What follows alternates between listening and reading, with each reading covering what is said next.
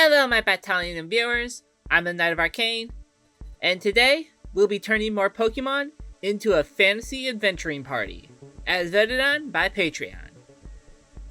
The last one was a lot of fun, and also did really well, so I hope you enjoyed this round too. Anyways, let's check out our Pokemon adventuring party, shall we? In a tavern, many adventurers meet up to take part in a quest, and find themselves paired with some interesting individuals. The young rogue Bailey sneaks around, finding the most drunk and distracted patrons to pickpocket for some extra coinage for herself. The young half-eladrin was a street urchin from a big city who was left alone after her family was killed. Headstrong, with a bit of a temper, she chose to sneak out into the forest to hide and to make a small new home, somewhere safe as she tried to survive. A retired Tabaxi Master Thief decided to help Bailey after catching her trying to steal from his stand, teaching her how to be a thief and rogue so she could live. The training was a little hard, but she was soon able to use the skills to lie, steal, and fight when needed. But the death of her master has her searching for the killer, the only clue being the green blade she now uses, believing it to be part of a set. This job is just to help her get some more coin on her travels. But maybe Bailey will find something else on this job. Getting Bayleaf and a rogue rolled together was very interesting. And I think I got a good design made. I of course wanted to emulate the leaf Bayleaf has. So I have that giant hair calic like thing in the front. But I also decided to give her like a braid in the middle, similar to the one Rumi has in K-pop Demon Hunters. Just because I thought it would work with her being a rogue. I also wanted that leaf motif in like the scarf hood thing she has. But I also decided to have little tassels on it to represent the bulbs that are around Bayleaf's neck, which also show up on the belt and the little bracelet she has.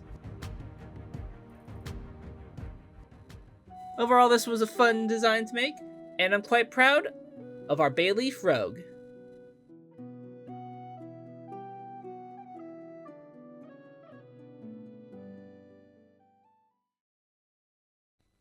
Many interesting and different races can be found across the lands, with the monk at the bar gobbling up all his stomach can handle being one of the most unique on this quest. Gar comes from the deep desert, a form of sand shark.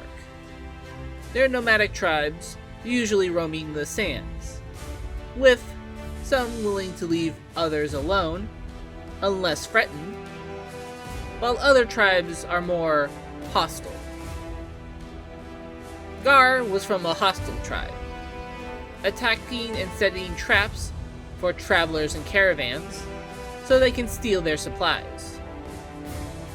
During one attack, Gar was injured and left to die by his tribe, but a monk in the caravan decided to help him. Nurturing him and handling the sand shark's wounds as they left the desert, he was taken to the monk's monastery. There, he learned to find his own inner peace and a new way of fighting, both with his fists and with a set of chained scythes, the special weapons of the monastery, for both fighting and other uses, like climbing. After many years, Gar was set out on a task that involved traveling a long ways across the land and to find something. The sand shark forgot what exactly he was supposed to do. But he's been on his best behavior, only causing small amounts of problems and damages where he's been, though has also dined and dashed at a few places too. Gar wasn't originally going to take the quest, but his tab at the tavern is quite large, with all he's ate and broke. He just needs someone to point him in the right directions for this to work. Immediately, I had an interesting idea to make pretty much a shark person. A hammerhead shark person, to be exact. Since that's part of the inspiration for both Garchomp and his line.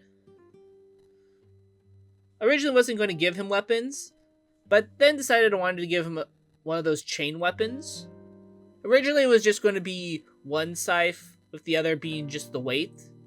But then decided to have them both be the scythes, since that can match his Mega form more. His outfit is pretty basic, though I tried to make the sleeves look like his fins, and have the puffy parts of his pants represent his more pronounced thighs.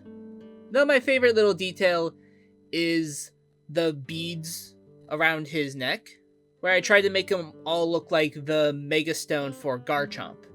And they look pretty good. This does make me really want to play some form of shark character in a D&D campaign now. Possibly still as a monk.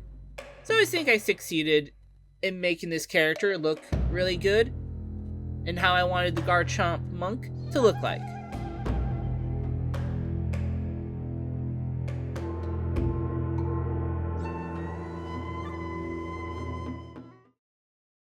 This weekly video was voted on by the patrons over on Patreon, who, starting at $3 a month, can vote on monthly and weekly art polls like this one, get early access to content, and get monthly art rewards, starting with character headshots. So if you can, head over to Patreon to become a patron today. Every little bit helps. Anyways, now back to the video. There are many mysterious adventurers here to take the quest, but few bring an aura of dread and fear into the tavern like the barbarian Genji. The tavern became quiet for a second when she entered, a big smile on her face as she sat down at the bar and placed a big order, almost rivaling that of Gar's and a paladin's a little further away. There are many rumors about Genji, some dark, and most unable to be confirmed. People believe she comes from the Ghost Woods, a figure that has both haunted and saved the nearby Lavender Town for centuries. Some believe her to be some form of elf that dabbles in the Black Rage. Others think she's some form of wraith, unable to rest, and brought back to the land of the living on some form of mission. People know Genji has been on other quests before, though unsure how she got there or heard about them. She was last seen with a Yuan-Ti rogue and a monk, but those two haven't been seen since, adding more dark rumors to the barbarian's reputation. And it seems another monk and rogue have caught Genji's attention at the tavern. Bailey and Gar better hope the rumors aren't true, as they head into the mysterious dungeon with her. I knew I really wanted to make some sort of big, spooky barbarian with rolling up Gengar and Barbarian. And for the most part, I think it looks pretty good. Her hair, of course, is inspired by the spiky parts the top of Gengar has, where I then also use that spiky motif in the parts on the sleeves, lower legs, and the cloths around her waist, plus also the cape.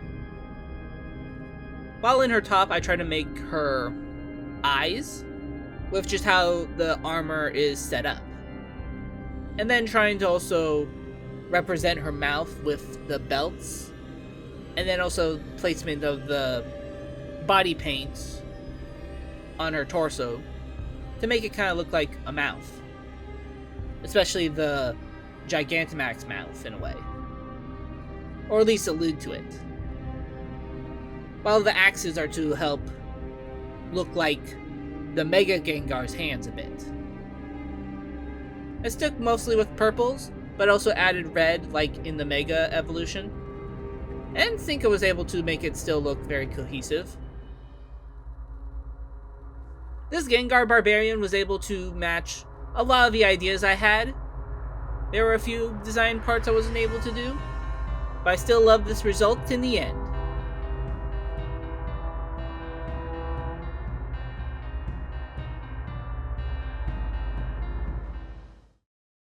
And that was round 2 of the Pokemon Adventuring Party. These have been fun, and I hope this does as well as the last one was able to do. Of course, if you want to see round 3 happen sooner, or one of the others on the poll happen next week, then make sure to head over to Patreon and become a patron today. Let me know in the comments what you think of these designs, and if you liked what you saw, then leave a like, and subscribe to join our growing little Arcane town, to be in the know for future videos, updates, and events. Anyways, thank you for watching, and I'll see you all next time. Later!